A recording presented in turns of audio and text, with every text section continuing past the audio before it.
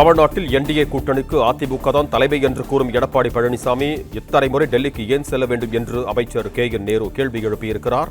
இது தொடர்பான கூடுதல் விவரங்களோடு இணைகிறார் எமது செய்தியாளர் மாணிக்கம். வணக்கம் மாணிக்கம், உங்களிடம் இருக்கும் தகவல்களை சொல்லுங்க.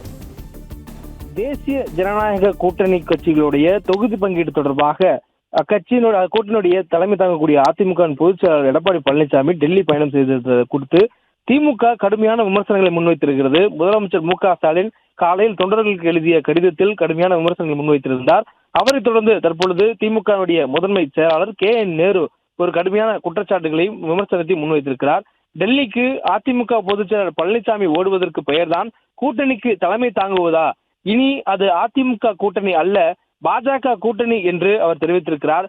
மேலும் அமலாக்கத்துறையும் சிபிஐயும் சம்மன் அனுப்புவது போல தொகுதி பங்கீட்டுக்கு எதிர்க்கட்சி எடப்பாடி பழனிசாமியை அழைத்திருக்கிறார் அமித்ஷா என்றும் கடுமையாக சாடியிருக்கிறார்.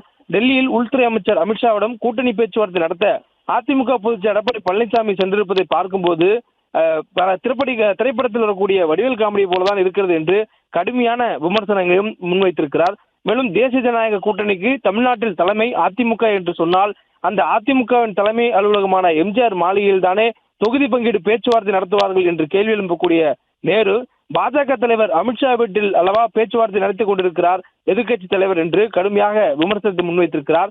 மேலும் சென்னை செவ்வந்தி இல்லத்தில் கூட வேண்டாம், எம்ஜிஆர் அவருடைய ஆசையாக உருவாக்கிய அவருடைய கட்சி அலுவலகத்திலாவது இந்த கூட்டணி பேச்சுவார்த்தை நடத்திருக்க வேண்டும் அல்லவா என்றெல்லாம் பல்வேறு கேள்விகளை எதிர்க்கட்சி தலைவர் எடப்பாடி பழனிசாமியுடைய டெல்லி பயணத்தை முன்னிட்டு குற்றச்சாட்டுகளாகவும் விமர்சனமாகவும் முன்வைத்திருக்கிறார். மேலும் அதிமுக முழுவதுமாக தனது செயல்பாட்டை டெல்லியை நம்பி இருப்பதாகவும் அவர் கடுமையான சாரலை முன்வைத்திருக்கிறார். மேலும் கூட்டணிக்கு அதிமுக தான் தலைமை தாங்குகிறது என பொதுக்குழு தீர்மானத்தில் சொன்னீர்கள்.